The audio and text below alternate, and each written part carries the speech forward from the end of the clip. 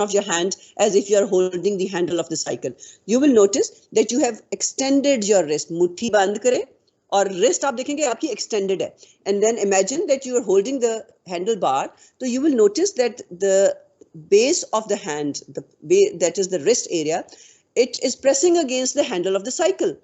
If somebody is riding a cycle for a very long time and with the position of the hand with extended wrist and the base of the wrist pressing against the handle of the cycle, what it can do is, due to that constant compression, the ulnar nerve can have symptoms, that is compression के symptoms, जिसमें आपको क्या हो सकता है, जिस तरह मैंने पहले रिपीट की थी compression of the median nerve में, hypoesthesia, anesthesia, पैरेस्थीसिया. इन टर्म्स का मतलब समझ लीजिए. एस्थेटिक्स कहते हैं ना सेंसेशंस को, सेंसेस को.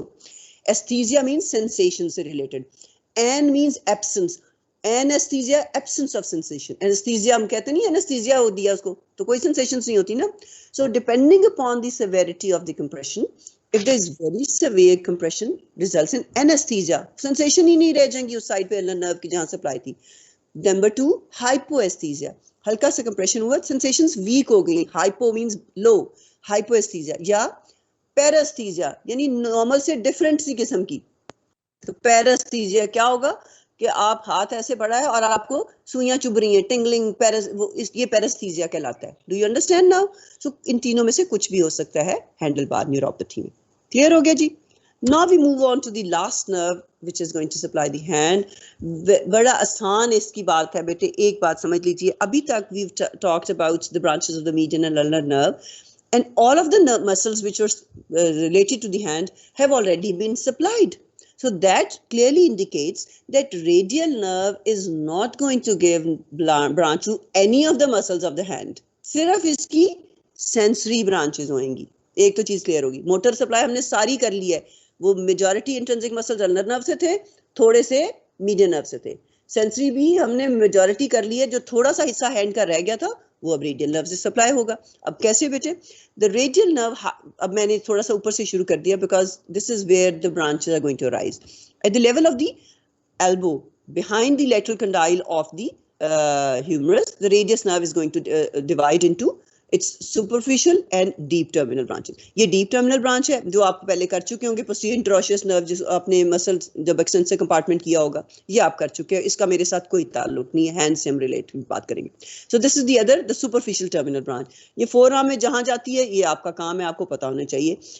reaching lower part, it turns around.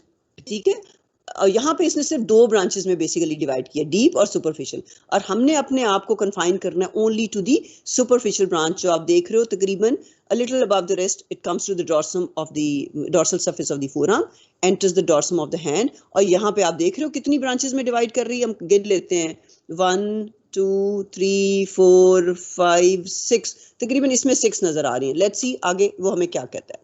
So the two branches of the radial nerve are the deep terminal branch and the superficial terminal branch. Let's see what happens to these. The superficial terminal branch, इसका course वही मैंने आपको जिस तरह पहली image में दिखाया. 7 centimeters proximal to the wrist, it passes onto the dorsal aspect, passing deep to the tendon of the brachioradialis. Dorsal surface पे आ गई, curves around, reach on the lateral side of the radius, and after piercing the deep fascia, क्योंकि इसने sensory supply करनी है ना superficially, so it divides into 4 to 5 branches. Let's see कि ये कौन सी branches है. अब आप ये देख रहे हो, ये वो branch है, and this is going to divide into a number of branches. ये देख रहे हो, एक ये branch जा रही है lateral side of the pollex को, ये branch आ रही है to the medial side of the pollex को. आ रही है नजर? इतना खूबसूरत इमेज है, इसके बाद तो आपको confusion होने ही नहीं चाहिए. So the dorsal branch, the superficial terminal branch of the radius is going to supply branch to the lateral side of the thumb. अब ये देख रहे हो, ये यहाँ तक जा रही है सिर्फ, क्योंकि यहाँ हम पहले मीडियन नर्व से सप्लाई कर चुके हैं. अगर आपको याद हो तो ये एरिया पहले मीडियन नर्व से सप्लाई हो चुका है. सो अब ये रेडियल नर्व की जो ब्रांच है वो यहाँ से जाके यहाँ पर एंड कर दी हमने.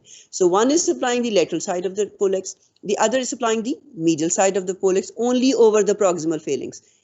Then this follow this is going to give rise to a branch which is going to supply the lateral side of the index finger, ये जा रही है. Then a branch to the medial side of the index finger, और फिर आगे हम देखते हैं.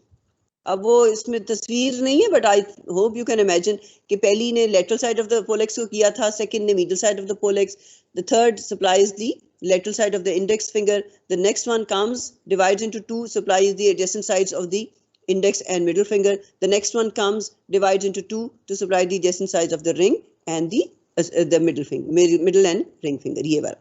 And we already know that the distal parts are already supplied sensory nerves by the median nerve, so the radial nerve is only going to supply the dorsal surface till the middle phalanges, ठीक है नी, middle phalanges तक, बाकी सारा median nerve ने supply कर दिया था। और इसमें भी सिर्फ डिस्टल फेलिक्स पे उसने किया था, क्योंकि थंब में 3 फ्लेंजेस नहीं होती हैं, अगर आपको याद हो, सो इधर radial nerve, and similarly the dorsal surface of the hand को भी, और ये base of the thinner eminence, इस सब को, तो ये सारी डिस्ट्रीब्यूशन है आपकी रेडियल नर्व की। This is by the superficial terminal branch of the radial nerve. अब लेट्स सी कि जी डीप टर्मिनल ब्रांच क्या करती है। The deep terminal branch, although we've already seen, it is the motor nerve for the extensor compartment. But how does this deep terminal branch end? When this deep terminal branch, it reaches the dorsal aspect of the carpus. अब carpus आपको पता है क्या है?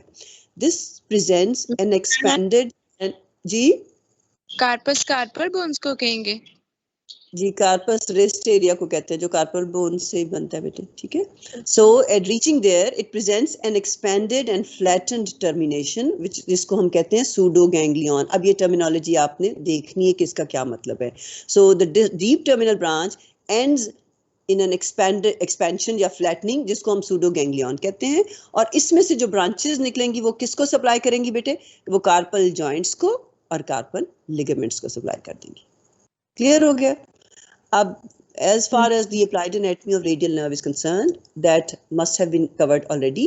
Hand से related applied anatomy as such इतनी कोई नहीं है। अगर वैसे आपकी कॉमन सेंस होनी चाहिए कि अगर डॉर्सल टू द हैंड जहाँ पे वो सुपरफिशियल होती है नर्व, अगर वो इंजर होगी तो आपको पता है क्या इफेक्ट होगा, सेंसरी लॉस हो जाएगा उस एरिया में जहाँ वो सप्लाई कर रही थी। ठीक हो गया? So that finishes with today's class. If there is any question, any confusion, please feel free to ask me. But I don't know why the intimation that I got was that the class time is from 12 to 1. And we still have, I think, 3-4 minutes. But I'm willing, अगर आपको कोई सवाल और हैं तो I can continue maybe 5 minutes. Ma'am radial nerve को digits में दिखा दें। डिजिट्स में दिखा दूं? जी, डिजिट्स में देख लीजिए बेटे आप। एक ब्रांच जो पहले अगली तस्वीर में थंब की देख लो, reaching the going to the thumb divides into 2 branches, one for the lateral side of the thumb and one for the medial side of the thumb. ठीक है जी? और जो ये वाली ब्रांच, ये भी जो यहाँ नजर आ रही है वो यहाँ दिखाती हूँ, बाकी अगले में going towards the index finger, one for the lateral side of the index finger, one for the medial side of the index finger.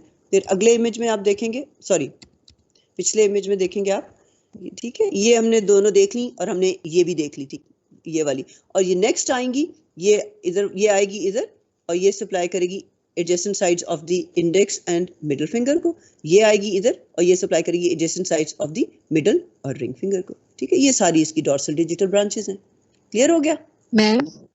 Ji ji yes ma'am. Ma'am जो आपने अभी हमसे क्वेश्चन पूछा है तो इसका जो आंसर है वो ये हो सकता है कि जब हमारी मतलब एम्ब्रियोनिक लाइफ होती है तो वहाँ पे जो डिजिट आपस में कनेक्टेड होते हैं। नहीं, ये नहीं हो सकता। इसका आंसर नेल्स की डेवलपमेंट से रिलेटेड है।